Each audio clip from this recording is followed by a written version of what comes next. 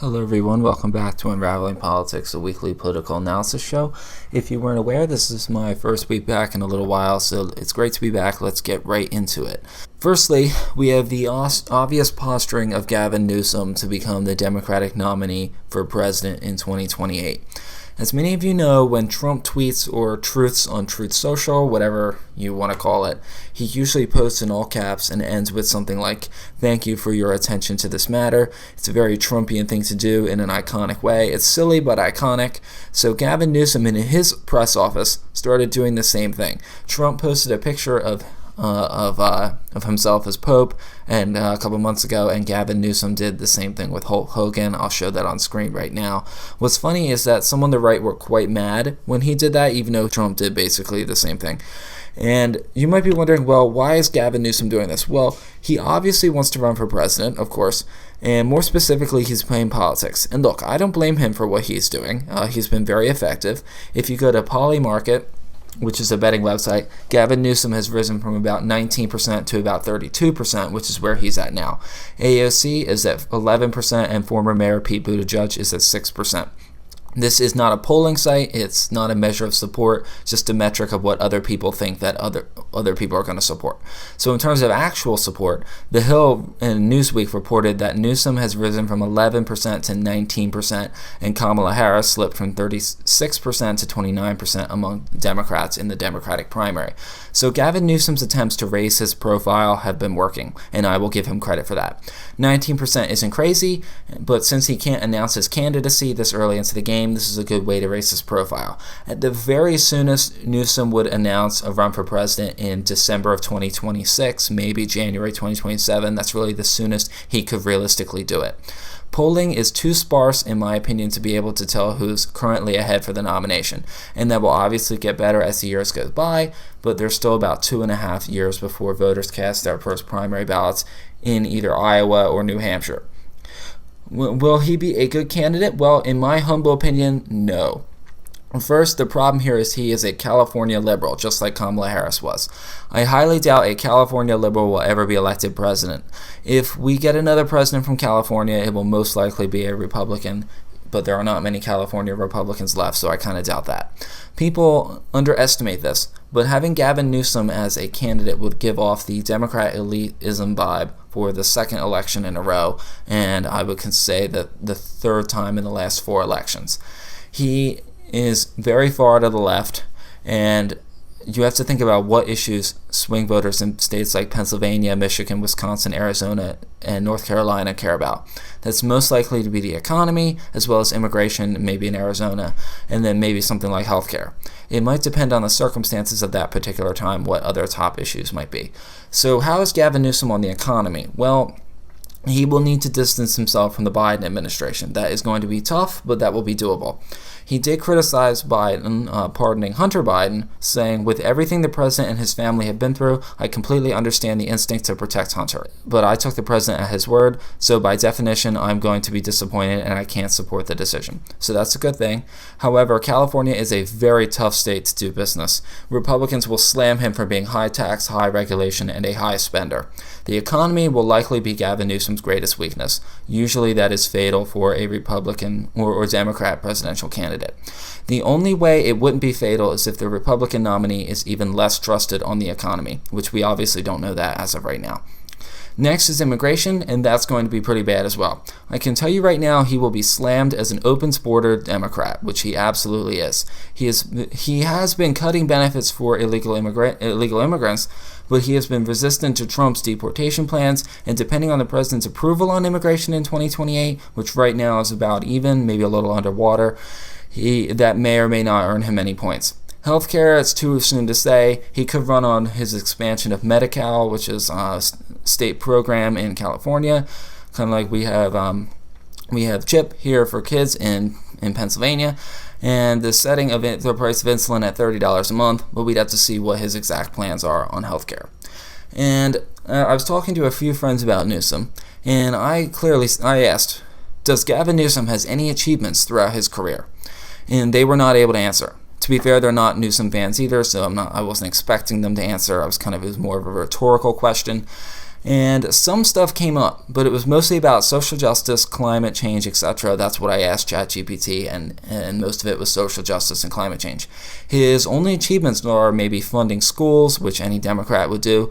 So my thing is, the baggage that comes with Newsom, as I just explained, is not really worth the gain. There really is no gain, there's only pain. And I do think Democrats will likely go with a white man as their nominee. I don't think they're going to do another woman next cycle. Unfortunately, I think going with a woman has not worked out very well, and I think history has proven that over the last few elections. So I will think it will be a white man, either Newsom or Pennsylvania Governor Josh Shapiro, and the vice president will be a white or non-white woman. So that might be Gretchen Whitmer, Stacey Abrams, Cory Booker. So that's my thoughts on that. Please let me know your comments below. Lastly, on this topic, I want to say that just because you haven't achieved anything in office doesn't mean you're a bad candidate or you won't have political success. Obama did have some achievements in the Senate, although he did not have many achievements. So you can still not have achievements and still win. I mean, Joe Biden, he had achievements, but he mostly ran away from them, like the crime bill in the 90s. He really didn't have many achievements under Obama. He had a couple, but most of them were not directly related to him. In other news, I wanted to cover the Trump administration's somewhat shocking move to buy 10% of Intel stock. When this came out, I was pretty furious. This is something that conservatives would normally not support because it is very close to state ownership of a country, which is known as a company, which is known as nationalization. Nationalization is something that socialists support, seizing the means of production and all that. You might well think, well, 10% is not that much. What about the other 90%? Except the U.S. government now is the largest shareholder of Intel. And Intel makes our semiconductors for Windows computers and is the most common PC on the market. Intel has been in decline recently. For example, Apple does not use Intel for their chips anymore. I don't know if Chromebooks from Google still use them, but it is a stunning revelation, and the Biden administration and the potential Kamala Harris administration would have never done this. And for the reason I laid out earlier, it will be labeled communist, and in a way it is. So the reason the U.S. government has done this is to try to prop up a failing company for national security reasons. I would say that Intel has already received billions of dollars of investment and capital from the government and has still struggled. And I'm not an expert on this, but it seems like Intel is a lost cause. Then there's the prospect that U.S. government ownership of Intel might impact their non-U.S. businesses for political purposes. Other countries, such as China and Russia, might not be willing to buy U.S. products that have Intel chips in them because the U.S. government now owns some of it. Next, I want to talk about congressional maps. I talked about this a little bit before, but we know more now, so I figure now's the time to explain what is going on. As I've said before, redistricting usually happens every 10 years. There are some reasons it may happen in the middle of a decade, such as a state law or something. States have been redistricting now. Texas has approved its map the week before last. California is pending a referendum for voters that will probably be approved. Ohio might redistrict. That remains up in the air. I believe we're going to get a new map in a couple of weeks. Florida, that remains to be seen. There was a case in Wisconsin that was dismissed. Most recently, Utah's districts have been struck down, so Democrats could pick up an extra seat from that. It might be competitive. Georgia might consider redistricting for legal reasons. Louisiana and Arkansas considered briefly because of legal reasons, but those were considered left in place. And so the states left to watch are California, Texas, which already changed them, Utah, and Ohio, and then maybe Florida. So what is the effect on the midterms from these maps?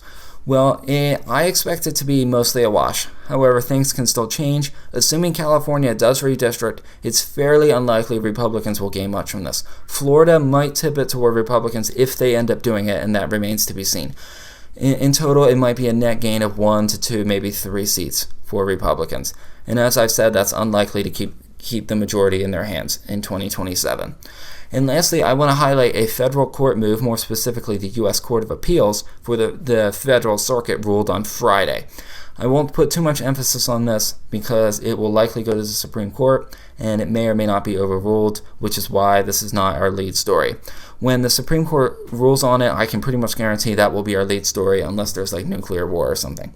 So what's this decision? Well, in a 7-4 decision, the court overturned nearly all of President Trump's tariffs. The tariffs will now remain in place until October 14th.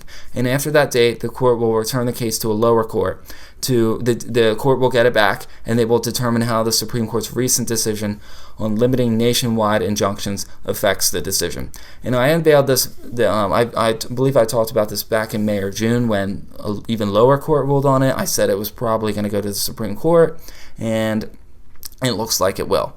The decision was about whether the International Emergency Economic Powers Act means a president can issue tariffs on his own without Congress, and two lower courts have ruled no. 7 of the justices said the law does not give Trump the power to implement either his reciprocal tariffs that he introduced in April or the trafficking tariffs which he introduced in February on Canada and Mexico. They wrote that tariffs are a cool congressional power. Now, I don't know if I would agree with that, but Article 1 of the Constitution does say that Congress alone has the power to regulate trade with foreign nations, and I would think that tariff policy is considered trade with foreign nations. The majority wrote, the government's interpretation of the IEEPA, that's the International Emergency Economic Powers Act, would be a functionally limitless delegation of Congress's taxation authority, and I would have to agree. I've always believed that Congress is the one that should be making the laws, not our president, and that is how our framers set up our system of government. In their dissent, the four minority justices said they believed that President Trump's declaration alone was enough. So I'm not going to get into it anymore because, as I said, the Supreme Court will be the one that makes that final decision. And most likely. A couple of months ago, as I said, a lower court ruled that to be illegal, and even then it seemed like it was likely to go to the Supreme Court. And I would say the chances of the Supreme Court seeing this case have only gone up. And I imagine we will get that ruling toward the end of September or maybe at the beginning of October before the lower court has to reconsider how their ruling would work nationwide. Overall, I have to agree with this court's ruling. I think I said the same thing back in the spring. The only thing that has changed over the last few months has been our tariff revenue. I think that it really does have the chance to plug the hole in our huge national debt, which many people, longtime viewers of this show, will know that is a very important issue for me. In fact, it's probably my number 1 or number 2 issue. However, this ruling, as I said already, is only Act 2 of a much larger act. At least the tariffs will remain in place for now, for another month and a half, to prevent further market chaos. But I think we can all agree that having the tariffs snap away, only for them to come back a few weeks later, would make the situation way worse. So that is it for this week. Thank you for tuning in. We are waiting to see what apparently Robert F. Kennedy has announced that he was going to announce the cause of autism in the month of September. We don't know when that's going to be. I think we all know what that's going to be, but it will be interesting to see what he says and how he frames it, and then what he does next. And then also we are heading toward a government shutdown on September the 30th, and we will see if Congress is able to avoid that. And lastly, there could be a vote on the Epstein files. President Trump obviously doesn't want that. Mike Johnson, the Speaker of the House, has stated that might be what ends up happening. So we'll have to wait and see. Hopefully we will know more by this time next week. So thank you for tuning in. That's all for today. And as Trump would say, thank you for your attention to this matter. Bye-bye.